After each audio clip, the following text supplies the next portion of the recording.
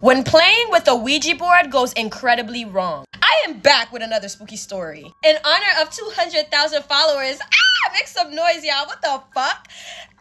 I want to thank you guys so much, and let's just get straight into this story time. So the person who submitted the story said, it was the time my dad's girlfriend played with a Ouija board to connect with her late relative. For the respect of the individuals involved, we'll use names Becky, Dion, Patricia, Tommy, Dennis, and Henry. And me, of course, Randall. So, Patricia, Dennis, Dion, Tommy, and Becky, they all have always shared this fascination with the eerie, like the dark and mysterious stuff. Their small group of friends always bonded over horror movies, ghost stories, and late night excursions to haunted locations. So this group was with the shits. So it was Halloween night and everybody decided to up the antics. After hearing countless tales of ghostly encounters at the Seven Sisters Inn in Ocala, Florida, they knew it would be the perfect backdrop for their annual spooky adventure. So the Seven Sisters Inn is a historic and reportedly a haunted Victorian mansion. And it had long been a magnet for those intrigued by the paranormal. That evening, the group took a guided tour, marveling at the inn's ornate architecture and the chilling tales shared by the guide. Stories of shadow apparitions, disembodied voices, and tragic deaths echoed in their minds as they left. A thrill, certainly, running through them. So the group went about their day, and later that night, everybody met up at Patricia's house for a Halloween party. The air was filled with scents of pumpkin spice and a soft glow of flickering candles. Amid the laughter and snacks, Dennis pulled out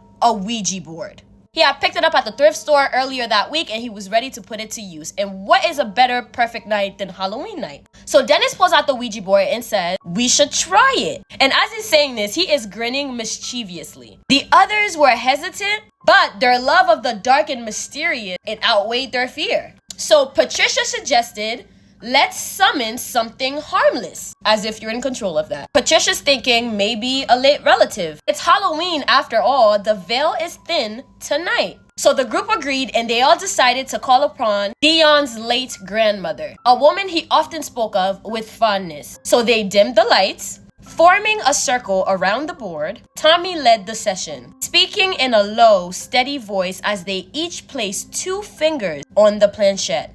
Is there a spirit here with us? He asked. And everyone is sitting there waiting with their fingers on the board. And for a second, nothing happened. Then the planchette began to move. At first, they accused each other of pushing it, but the movements became more deliberate, spelling out words like hello. So Dion asked, Grandma, is that you? Granny, this you? At this point, Dion's voice is like trembling slightly, and the planchette slid to yes. And the friends at this point, they're all looking at each other like with this nervous look in their face like, what the fuck? They're all nervous, but they all continue. So Becky decided to ask the grandma, are you okay? And the board spelled no. And Patricia asked, what do you mean? The board did not answer the question. Instead, the planchette started moving erratically, spelling out the words, not alone.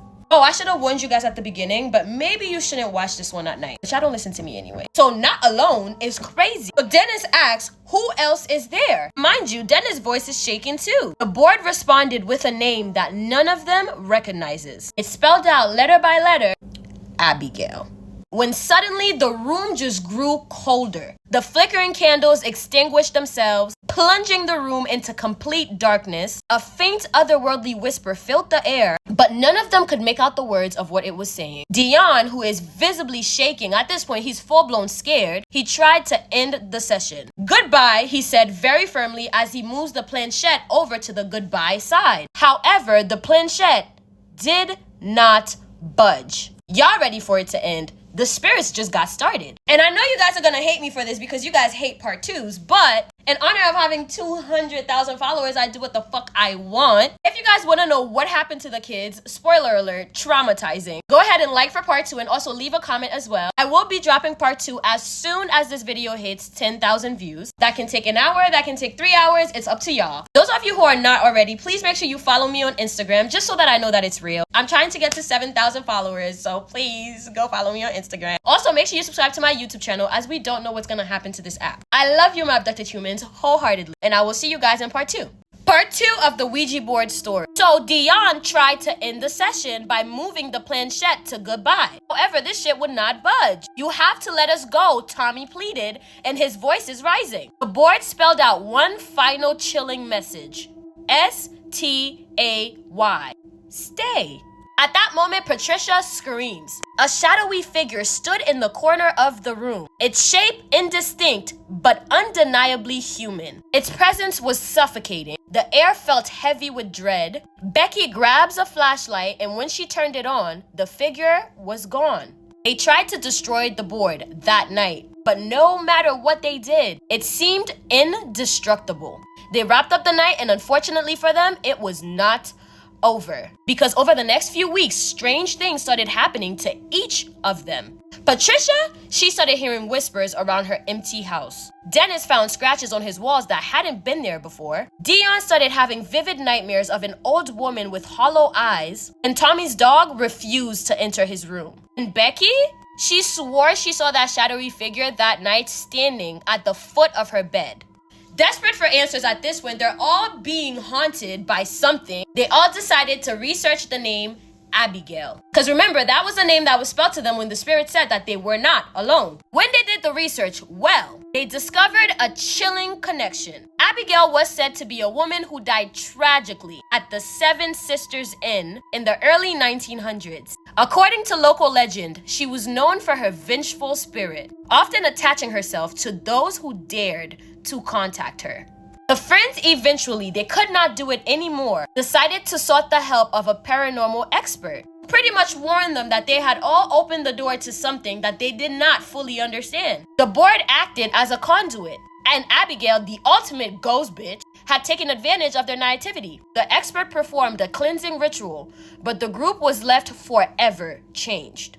Though the haunting activity eventually subsided, the experience haunted them all in a different way. No longer sought out the spooky or the dark and mysterious stuff, realizing that some doors should never be opened. Until this day, the Ouija board remains locked away in Patricia's attic. A chilling reminder of the night of their fascination when the eerie became all too real.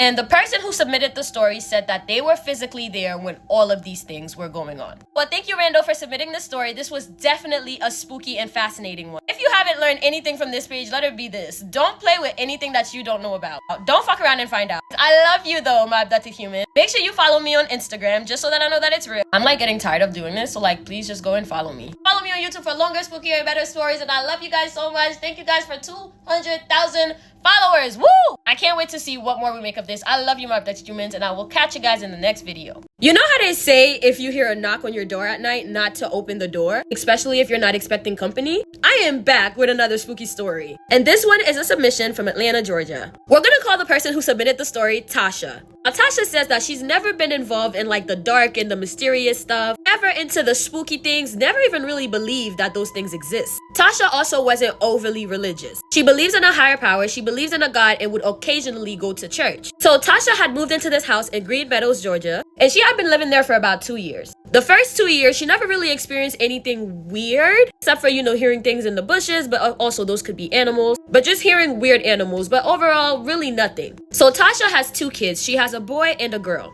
The boy is about 5 years old, and the little girl is even younger. So one night, they're all chilling in the house, minding their own business, when suddenly Tasha hears a knock on the door. Tasha is not expecting company or anything, but it's not strange that somebody would come knocking on the door. The only thing that was strange was the time, knowing that her neighbors don't live that close to her, and if anything, her neighbors could call her. But somebody's at the door, so Tasha approaches the door. She looks through the peephole and doesn't see anybody. She doesn't see anybody, so she's like, maybe somebody's just trying to play a game. So she starts to walk away from the door when she hears the door knocks again. So she walks back towards the door, goes back to the peephole, still does not see anybody. She asks, who is it? Who is knocking on the door? And then she hears the voice of a child. And Tasha's confused and concerned at who would leave their child outside at this time. Now, she's used to the kids in the neighborhood playing around, but around this time it's dark outside, and it's also getting a little bit colder. So there's no reason that the kids should be outside. So Tasha opens the door, and in front of her door standing is a little girl.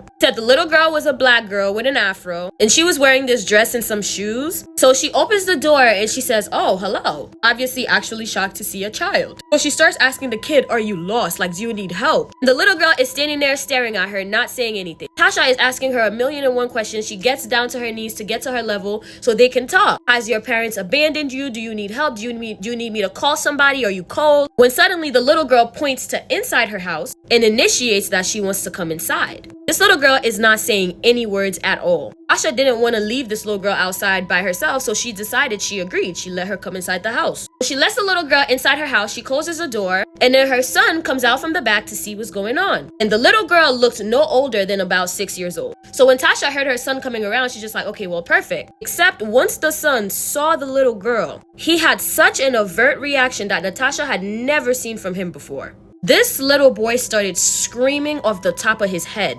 He screamed so much, he just ran straight into the other room. So Tasha and the little girl are still standing by the entrance while her son just ran into the other room screaming in hysterics. Tasha doesn't want to leave the little girl here by herself, but she's still wondering what is going on with her son. So he said, "Give me a minute, I'm gonna see what's going on with my son. And we all would have to basically drive you down to a precinct." Again, the little girl did not say anything. Tasha walks over to go get her son. Her son had locked himself in the bathroom. When she finally gets inside of the bathroom, her son expresses to her. The son said, "Mommy, why are you talking to a dead person?"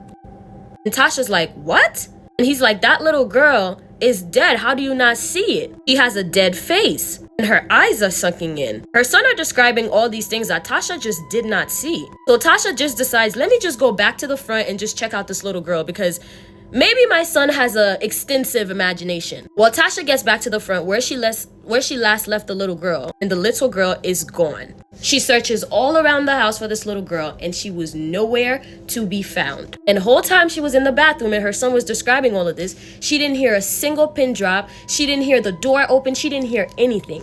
That little girl that she had just let inside her house had disappeared. And Tasha said that after that day, she would go on to have so many weird things happen in her life that she's starting to think that her son might have been right. Because the amount of freaky stuff that she started going through directly after that, she's starting to think that the dark and mysterious might be real. That night, she pretty much convinced herself that maybe the little girl did leave through the front door and she just didn't hear anything. And she did try to let her mind rest. If you guys want to know everything that happened in Tasha's life, because she sent me a couple of stories, let me know and I will make more videos about that. I love you, my abducted humans. While you're here, please make sure you follow me on Instagram just so that I know that it's real. Duh. And subscribe to my YouTube channel also so that I know that it's real.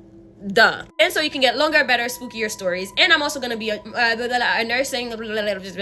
Yeah, you get it. I love you, my abducted humans, and I will see you guys in the next video. I was in a relationship with a ghost. Let me explain. I am back with another spooky story. We're gonna call the person who submitted the story Laura. So growing up, Laura says that she always believed in the dark and mysterious stuff. Laura says ever since she was a kid, she was always able to see things to full details that other people could not see. She says she has a history of being able to see dead people, demons, and even different entities. Laura said growing up, she tried to ignore those abilities. However, it was hard to ignore as the older that she got, the more and more defined those abilities became. So fast forward to 2015, Laura is 23 and she starts seeing this guy. And Laura said the second she met this guy, it was electric. It was just something about him that she was just obsessed with. For the sake of this story, we'll call the guy King. So Laura and King started a sexual relationship, meaning that they were friends with benefits. Laura was falling madly in love with this guy, but she knew that the feelings weren't reciprocated, or at least not to the extent that she felt for him. So after months of doing the same thing, Laura was ready for the next step. King seemed more reluctant to be in a relationship, but Laura was head over heels. Laura said that I did something that I wasn't proud of.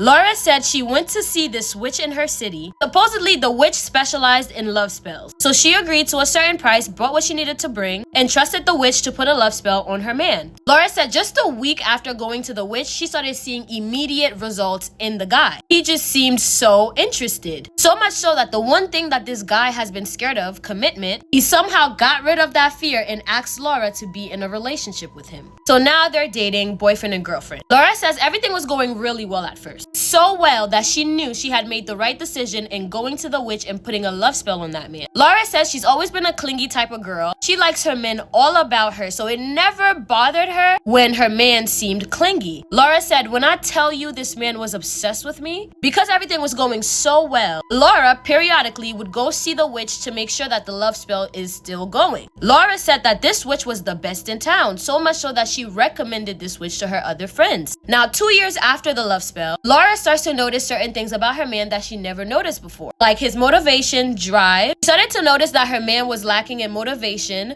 drive, and overall just a willingness to live. Now, Laura says King has always been her light. This man had the ability to light up a room and make the best out of any situation. So seeing his mental health decline, that really wasn't something that Laura was ever anticipating. So it's from 2018 to 2019, his mental health seriously declines, where this man has become completely unrecognizable. He's lost a lot of weight. A lot of people would see him and say he looks like a zombie. Something was seriously wrong with King. However, not for 1 second did Laura think, not once did Laura think that the love spell that she did had any correlation with his mental health declining. End of 2019, things are so bad, Laura does not want to give up on the relationship. But she too is becoming very depressed. Fast forward to February 10th, 2020. Laura goes to see him after work. She was calling him, he wasn't answering. She showed up to his place, she knew where he kept the spare key. When Laura got inside, she found him on the couch, unresponsive. She called 911, they took him to the hospital, and unfortunately he was pronounced dead at the hospital as he had overdosed on pills. As Laura is leaving the hospital, standing at the entrance of the hospital was King. Now, of course, she knew. She just found out that King passed. But she said that King followed her all the way home. He stood side by side with her. Things were silent, but somehow she felt so much peace and love, as she knew she would never let him go. King proceeded on being around her after his death for a very long time. Even though he really wouldn't say very much, he was very quiet in the afterlife. So she continued a relationship with him as best as she could. That is, until things became detrimental for her. I am tired and hungry, so if you want to hear the rest of that spooky story, please comment part 2. I'll drop it when the video hits 10K, so don't bully me. Yeah. And y'all, that little prank we experienced yesterday was enough, okay? So make sure you're following me on every platform like Instagram. I'm trying to get to 10K, please. Just so that I know that it's real, duh. And of course, my YouTube channel for longer, better, and spookier stories. As I say in every single video, I love you, my abducted human, from your favorite Haitian homegirl. So I ask my followers to submit spooky stories all the time to me. However, they exercise their free will a little too much. I get all types of submissions that inspired this new series called Spooky Confessions. So, someone said, I know hooking up in your dreams mean you're having sex with a demon. However, I enjoy them. I actually look forward to them. Someone else said, I know you say not to do love spells all the time, but I just did a love spell on my man. Thank you for letting me know. Somebody else said, I can see dead people and I'm afraid that I might be schizophrenic. I hated one of my tenants so much that I convinced them that the house was haunted. I did voodoo on my best friend and she occasionally loses her mind. I am jealous of my girlfriend. What should I do? Leave her. I am Christian, but I also practice voodoo.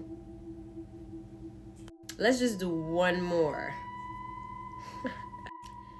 Me and my brother actually enjoy having together.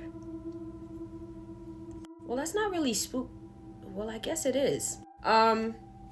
Yeah, I think I'm gonna stop here. This series started because you guys submit the craziest things to me. And sometimes the submitted stories are just not interesting enough, but there's usually like this one thing that's like interesting enough. I have taken one wild thing from each story And there you have this new series, Spooky Confessions. If you have any confessions to make, feel free to DM them to me on TikTok or over to my Instagram page. I love you, my abducted humans, from your favorite Haitian homegirl. So Trump being back in office reminds me of the first time that he got elected and I was trying to get a green card. As an immigrant, Trump made my experience so much more difficult. I started working with this lawyer. At the time, I was 17 years old. This was like an office that helped underage people get their papers. How I came across that and that information, another story for another day. But when I moved to America, I was under a status called TPS. I don't remember what it stands for, but the T stands for temporary. It basically gives you a temporary status in America. So where you're not technically an illegal immigrant because you have a social security number and you're able to work. However, it's like an off status, so a lot of like privileges we didn't get. So like getting FAFSA, food stamps, any government aid, we didn't qualify. But we were able to work in America, live in America, and go to school. Well, the TPS status started becoming a threat shortly after DACA. I don't know if a lot of you guys remember DACA or the whole debacle with that. TPS was very similar to DACA. So they were pretty much saying that much like DACA, they were going to take TPS away. Put a lot of Haitians and people under that status under an immense amount of pressure. I remember the day that I received the letter in the mail basically saying that they were not going to continue TPS and pretty much pack your bags and go back home. And mind you, at the time I'm in high school, 17 turning 18, and I remember just the panic. So I start working with this lawyer and boom, Trump gets into office. He had changed so much in immigration in the first few months that he was there, that the process of getting my green card was so much longer and so much more tedious than it had to be in the first place. If I'm not mistaken, he had like replaced the staff. I had applied for a status because like my mom passed away in America and I don't really have immediate family to take care of me in Haiti. So we had to take it to a judge to convince the judge that America is the best place for me to be. The judge signed off, they agreed, and they sent that case over to immigration. That case and hearing back about that case should have taken no more than 3 to 6 months, as that was what that lawyer was used to. This delayed my process for 3 years. We kept getting so much pushback on the case, so much so that we had to apply for another case. Because just in case, because we had been waiting for so long at that point, and there was like a possibility that they were going to deny that case. Because again, the amount of pushback that we were getting from immigration. My lawyer said never in her history has she ever received like this much pushback from immigration. I don't know if you guys know, but the lawyers at the time, the immigration lawyers at the time, were coming together to file a lawsuit against the immigration office because immigration just went rogue. It's interesting when people say that it's not that they don't like immigrants, they just want people to go through the proper steps to get their papers. When Trump being in office literally makes it that much harder.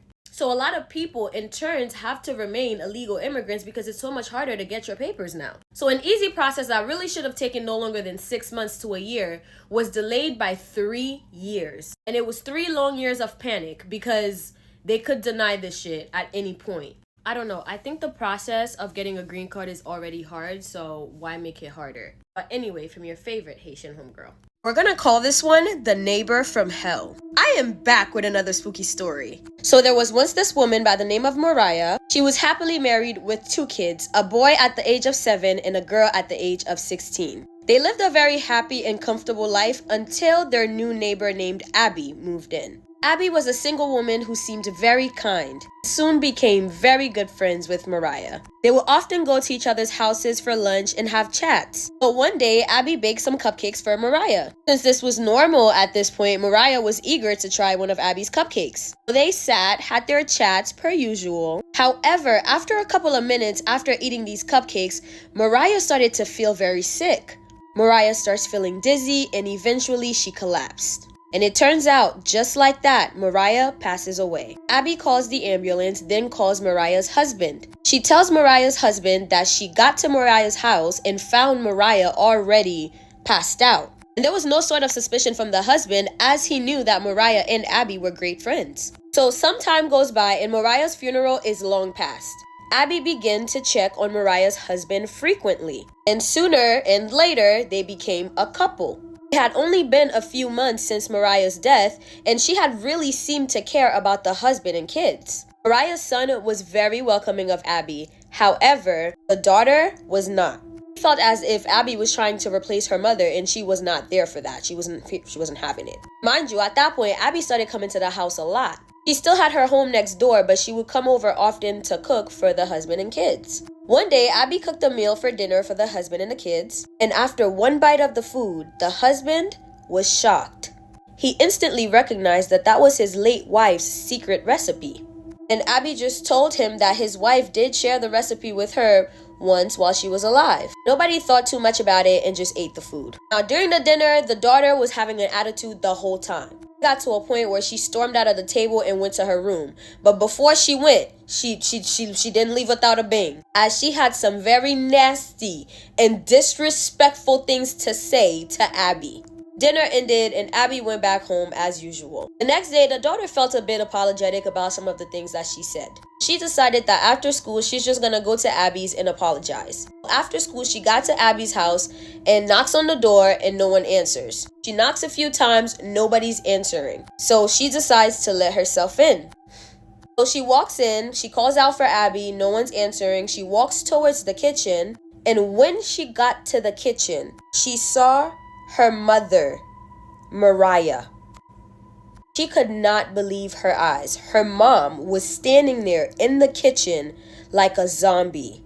As she called out to her mom did not answer. Mind you, she was wearing the same clothes from the day that she died. And the scary part, was that she had a nail, the kind of nail used for wooden appliances, hammered into her forehead, and somehow she was still alive. So the daughter runs home, and since her dad was home, she called him and told him what she saw.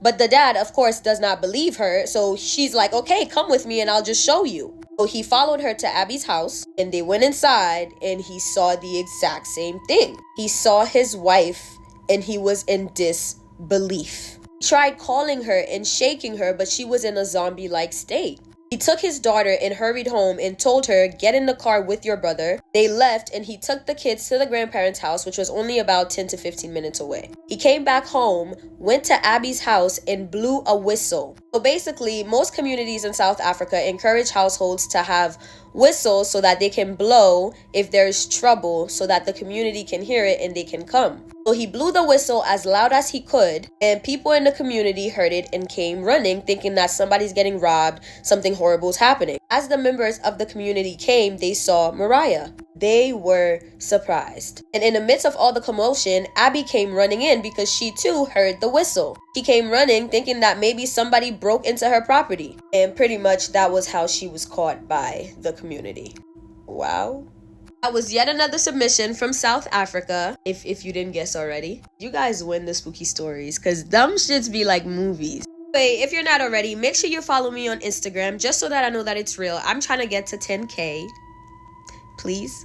And make sure you follow me on YouTube for longer, better, and spookier stories. A lot of y'all were bullying me for story times. I was fucking sick. Anyway, I love you, my abducted humans, from your favorite Haitian homegirl. Another haunted doll story. You don't want to watch this one at night. I am back with another spooky story. And this is my first submission from the Philippines. Let's get into it. We're gonna call the person who submitted the story May. Hi, my name is May from the Philippines. I've been listening to your story since last year and I want to share mine too. It's about a doll that her aunt gave her from Malaysia. So for background, she was 9 years old at the time, staying at her aunt's place. So at the time, her aunt had just came back to the Philippines after working in Malaysia. So all her children were grown up, so she decided to give May this life-size baby doll, which the doll was previously owned by her employer's daughter, who previously, unfortunately, passed away.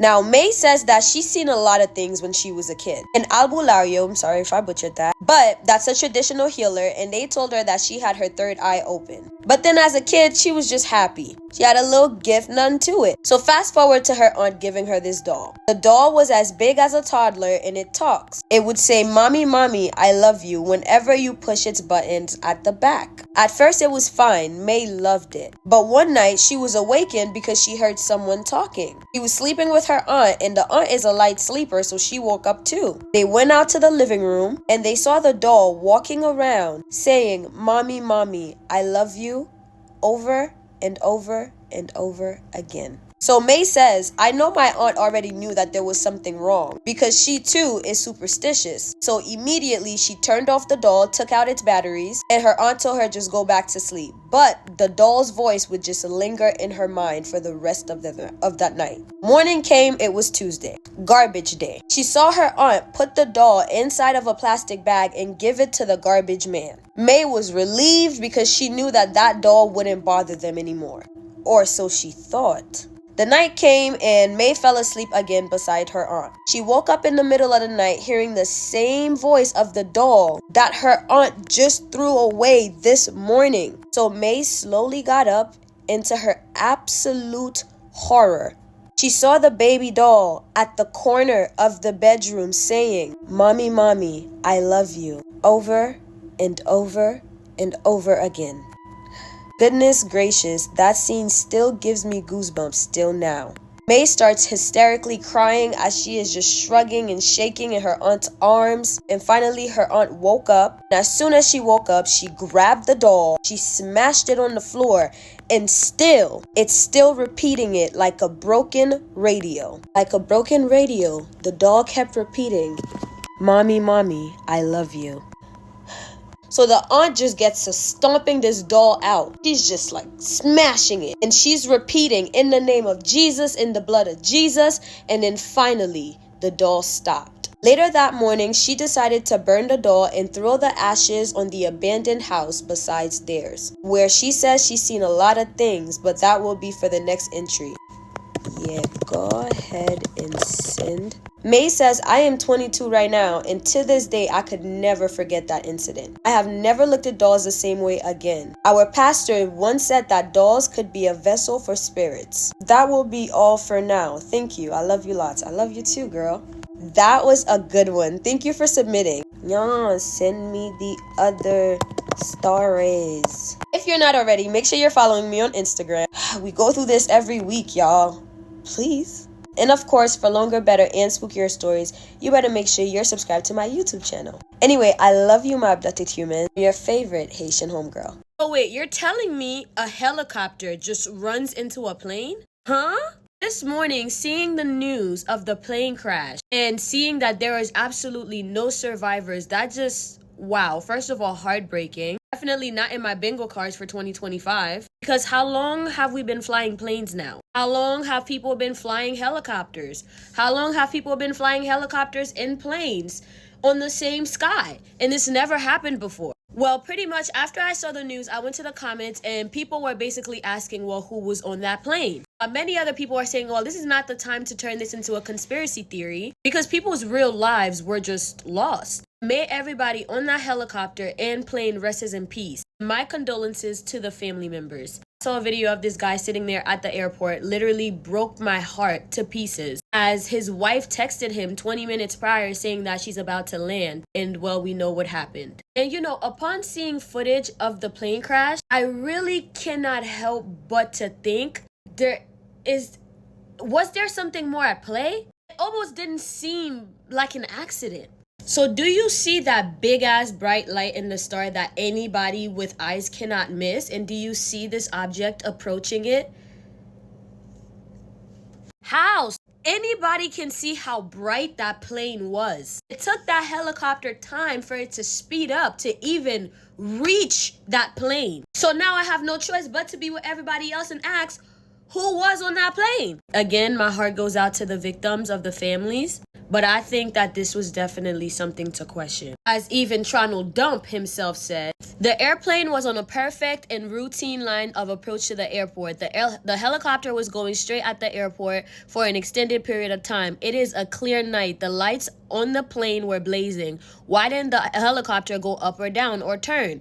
That's the question, Ronald Duck. Why didn't the control tower tell the helicopter what to do instead of asking it if they saw the plane? This is a bad situation that could have been prevented, not good.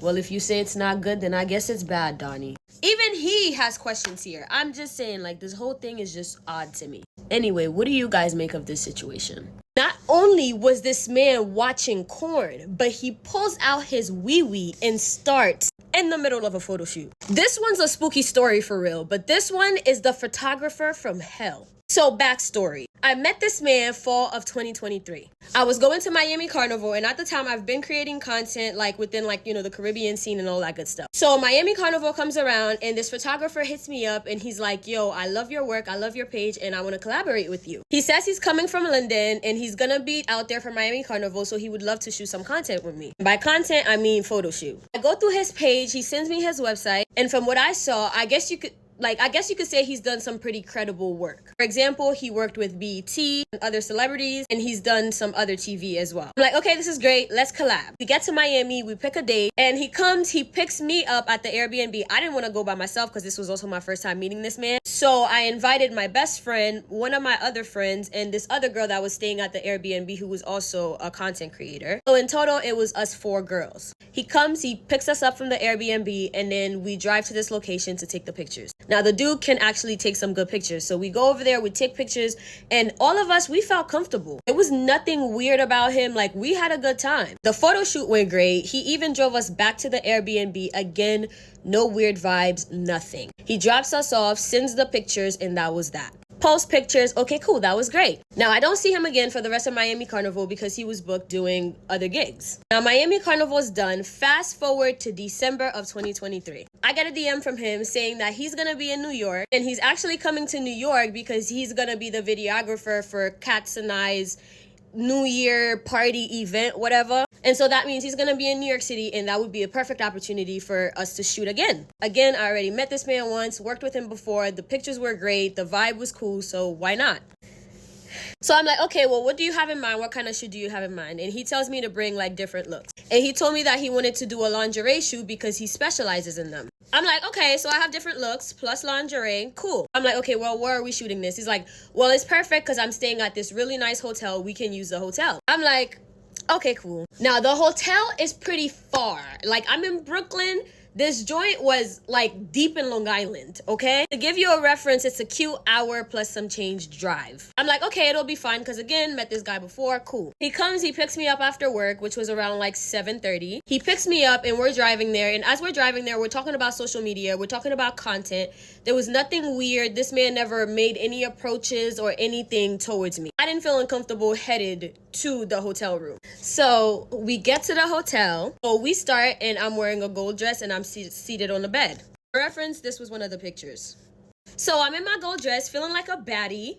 We did speak in the car about, doing lingerie and all that good stuff. We get there, we start taking pictures, and I'm looking at them and I'm like, wow, these pictures look so good. Let's keep going. But I'm seeing him look at the pictures and he's like, I'm like, wait, what's wrong? And he's like, well, pretty much there's like a specific look that I'm looking for when it comes to boudoir or lingerie shoots. Like, it's like this look, this seductive look in the eyes. That look, you don't have it right now. And I'm like, let me turn up my sex appeal then. I'm really smiling. I'm giving it to the camera. I'm doing my all. And he's like, they're not quite coming out the way that I want them to come out. Now, this is where things start going left. Again, frontal lobe wasn't fully developed. Hold your judgments. We listen and we don't judge. This man says, in order to get the look, there's one of 2 ways. It's either you watch porn or I can give you a massage, and the massage can help cool you down, calm you down, and then you'll feel more relaxed and more settled in your body. I didn't want this man touching me, so I said, give me the laptop. Put on some corn. He put it on. I can't get into it. I'm like, nope. Take this off. I can't do it. I'm like, I'm sorry. This is not giving. I'm not watching this in front of you. So we get back to taking pictures and he's like, damn, it's still not working. And he's like, babe, like I work with so many different models, like, and he's showing me all these different pictures. And he's just like, you could do it. Like I could just give you a calm little massage and calm you down. Keep it respectful. I promise. And then we'll get the pictures. You got to trust me. I felt badgered by this man. And at this point, he's the photographer. Maybe he knows something I don't. So I agreed. This man starts down at my feet and he's just, working his way up. Upper. This man is now massaging my thighs. I'm like, whoa, sir.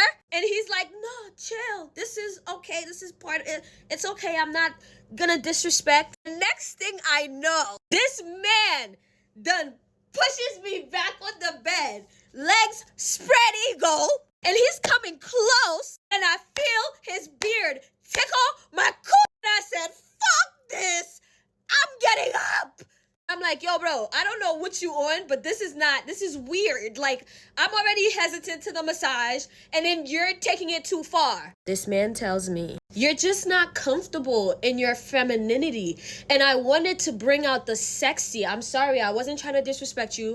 I wasn't trying to do anything. You agreed to the massage and blah, blah, blah. And I just started breaking down. I am now in this man's hotel room, breaking down in the bathroom. And I lock the door and I'm crying, I'm freaking out. I'm like, what the fuck did I get myself into? I'm far from home. He comes by the bathroom and he's like so calm. He's like, what do you need? I am so sorry. Like, I can take you home or we can finish shooting. Like, it's up to you, blah, blah, blah.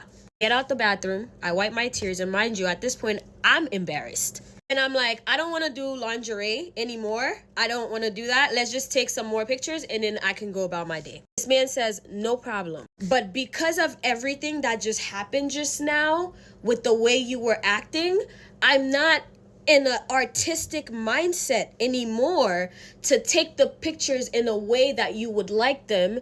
So I would like some time to myself. I would like some time to myself. I said, okay, no problem. At this point, I go back in the bathroom. I'm cleaning up my face. We're going to take like 2 more pictures and then we're out of here. Y'all, why I walk out the bathroom, I see this man sitting in the corner of the hotel room. His back is facing me, the bathroom, that is. And all I see from the back is this.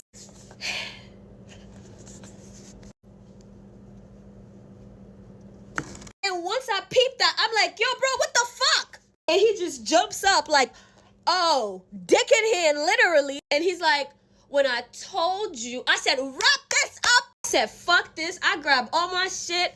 I'm in West Bubblefuck and I just run out of his hotel room. And I'm just looking for an elevator. Like, oh my God, get me out of here, get me out of here. And he comes running out and he's like, please don't make a scene. I'm so sorry, blah, blah, blah. Like, he's profusely apologizing. He's like, I thought you know what I meant when I said I was going to take some alone time. You're new to the scene. Like, this happens in lingerie shoots. I'm like, excuse me?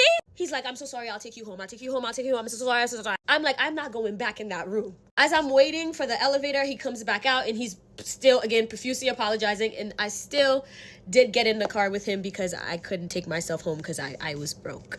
We listen and we don't judge. On the car ride home, it was very silent because what the fuck? I'm screaming at this man. I'm calling him all types of disgusting. He then tells me he has a 12-year-old daughter. He would never assault me. That wasn't his intention, blah, blah, blah. It's just what happens in lingerie shoots sometimes. And I'm like, I'm gonna tell the world. He's like, please don't. He bought me food and he invited me to the Cats and Night party. Obviously, I did not go. I made a post where I said I was gonna do a story time about it. And I woke up the next day to this man calling me and threatening me. So that's another story time for another day. Point is, don't do what I did. Honestly, I forgot this man's Instagram because I blocked him so long ago.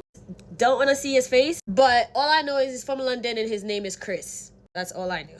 All right, y'all. I know this one was an interesting one, but anyway, from your favorite Haitian homegirl. Imagine being haunted by the same ghost from the age of 6 until well into your 20s. I am back with another spooky story. This is May's story, which I told her story previously on my page. And this is about the first entity/ghost that she's seen in her life, which haunted her for years. Please bear with me, this is kind of long. So it all started when May was 6 years old. She was in her aunt's house's bathroom, sitting on the toilet, minding her own business when suddenly this entity appeared beside her. A lady in a white dress floating in the air. Her hair was long and black and same with her fingernails. And as far as May remembers, when she first saw her, she was not afraid. Actually, she excitedly went out the bathroom and told her older cousins who were there with her that she saw this lady. Unfortunately, the cousins were not able to see the lady. Days go by and May remembers telling her uncle and cousins about this, but they don't believe her. Do you want to play? Come on, join me. Let's play. Those are the words that May would often hear from her ever since. Her dark eyes and lips are what May sees almost every day, along with her hands that have very long, sharp fingernails. Always tempting May to follow her to a place unknown or a place that she does not want to know. Throughout May's childhood, she was always there, watching, calling, waiting. Whether she was in the kitchen or the bathroom, on the roof of their house, waiting for May to come home. most often outside her window. Sometimes she was even in her dreams. When May turns 15, things got worse. One night after her 15th birthday, she was sleeping peacefully in her room when suddenly she felt something cold and wet beneath her. Instantly, she realized she was lying on the damp floor of their bathroom. The moment she opened her eyes, she knew where she was. The same dark bathroom that she first saw her in when she was 6 years old. Her heart starts pounding, so she rushes to get up and she's trying to keep her eyes down so she doesn't look ahead of her because she knows what will be right in front of her. Terrified to look ahead, she just looks down and just goes back to her room. This kept happening for days that followed. At this point, the aunt is concerned because why she keep finding her niece sleeping in the bathroom? No matter how many times they locked May in her room the night before, somehow at some point they would still find her lying in that bathroom floor.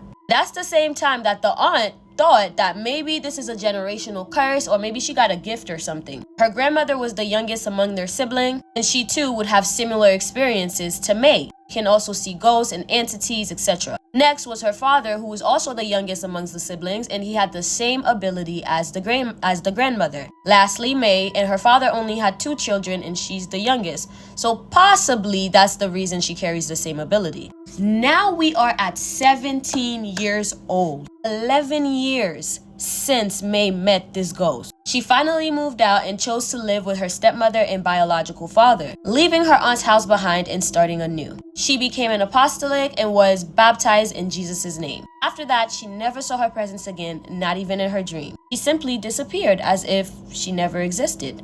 So over the year, May grew to forget about the ghost and everything that went on in her childhood. Studying psychology, she convinced herself that this was merely a product of her wild imagination. And perhaps it was influenced by all the horror films that she grew up watching. This explanation comforted her as it allowed her to let those things go. Until she came to find her again. Last March 2022, so May decides to visit her late mother's side of the family in another province. That everything felt new, even the surroundings. There was a wood besides the house that they were staying in, and next to it that was the bathroom. So the bathroom was actually built outside the house itself. One night at 11, she finished all her online work and decided to just rest. That night, she slept soundly until she felt something wet on her feet. It was cold, as if water had been poured on her body, and her blood drained from her face as she opened her eyes. I thought I had escaped. I thought it was over. I thought she was just a figment of my imagination. But then, as her heart is pounding violently and her entire body is trembling, she heard the voice that she had long forgotten. "Do you want to play?" Then felt someone shrugging her. It was her cousin, waking her up inside the bathroom. Her and her family winds up praying that night and the entity stayed away. She is 22 right now and still has no idea who that lady was or why she attached herself to her for all these years. She wants to ask their pastor since he's good at these things, but she's not yet ready to talk about her. She says she hasn't seen her since March of 2022 and she's just keeping her faith going. May, you did it again. This is another submission from the Philippines. Let me double check that. Right? Yep, the Philippines. Wow, this one was spooky and so fun to tell. This story is long enough. I don't want to keep you guys. Make sure you follow me on Instagram, just so that I know that it's real. Please, hurry up. And then, of course, YouTube, longer, spookier, and better stories. I don't know what the fuck that was. Anyway, I love you, my abducted humans, from your favorite Haitian homegirl. Oh, I am so scared of pregnancy. It's not even a joke. Am I really gonna tell this story on the internet? I am. So my first time getting down and busy in the bedroom. So when the deed got done, just stick with me now. The protective gear did not make it out with the sword. Pretty much after, he was done, he exited the premises and I said, wait, where's the protective gear? If you're picking up what I'm putting down. If you don't get it, I can't help you any further. And he looks down and he's like, oh. And then I look down and I notice, oh, okay. Obviously, I removed it. Let's fast forward because I discarded it. I used the bathroom. Cool. Then I went on in this panic that I could be pregnant. First of all, the protective gear didn't come out. So I'm thinking like, oh my God, what if like when he did, and like, I don't know, anything could happen and I could be pregnant. I went from a thought to a fear real quick. I remember the day after I was sitting on a train and I looked up and I see an ad for pregnancy. I go to school and I'm noticing Planned Parenthood. I go home and on the bus I'm seeing crying babies. Then I get home and on the TV it's an ad for Plan B. I'm thinking, yeah, no, I'm definitely pregnant. What if I'm pregnant? What the fuck? What if I'm pregnant? I was horrified. What am I gonna fucking do? It was so bad. And I wasn't just scared because, like, what the fuck am I gonna tell my father? I'm in high school and I don't even want to tell my father my life is over. I'm gonna die. He doesn't even have to unalive me. I'm gonna die. Like, pregnancy? It wasn't worth it. It wasn't worth it. It wasn't worth it. The first time this ever happened to me, if you're like, is it a mental illness? I would say probably. But we listen and we don't judge. I was like 8 years old. I sat on a boy's lap and my whole day was ruined. My whole day was ruined because I thought that I was pregnant from sitting on his lap. My whole day was ruined. I was feeling sick. I was feeling nauseous. My stomach was hurting. You couldn't tell me I wasn't pregnant. And I'm like, how am I gonna tell my mom I'm pregnant? And I couldn't hold it in anymore. I got home. My mom wasn't home, but one of my nannies was. And she had just given birth. She had a newborn. So I go to her while she is feeding her newborn. And I'm like, I think I'm pregnant. And she's like, what? And she looks genuinely so annoyed with me because, like, what are you talking about? And she asked me, what did you do to get pregnant? And I told her, like, it's so much guilt. Like, she's pulling it out of me. I'm like, I wasn't supposed to do it, I know. But I sat on a boy's lap. And she's just like, Demaskill, get the fuck out of my face. You have to do a lot more than that to get pregnant. And she reassured me that I was not pregnant. And from there I said, oh, whew, well, thank God. I was worried all day. So fast forward to 18-year-old me. I had done the deed. And something kind of, sort of went wrong. So possibilities here are pretty high. I go to sleep and I'm having nightmares about giving birth. It was so bad. I was having nightmares about giving birth. And it haunted me so much that 3 days later, I ran into the nurse's office and I had to get a pregnancy test. And they told me, even though it's kind of early to tell, after I explained to them very thoroughly what happened, they were like, we doubt you're pregnant, but, take the test anyway. I took the test and come to find out, I was not pregnant. That was scary. And the relief I felt, like I'm reliving that relief right now. Like I wasn't pregnant. I can't do it. I can't. No. This is why I have the utmost respect for mothers. And I think it is something that is so underlooked. Like everybody's just like, yeah, it's just a normal thing to give birth. And I'm like, no. Why are none of y'all looking at the gravity of the situation here? This person is growing an entire human life inside of their body, and then they push it out, and it's really freaking bloody, and it's, oh God. Mothers deserve a Mother's Day. Like, shout out to y'all. Your favorite Haitian homegirl.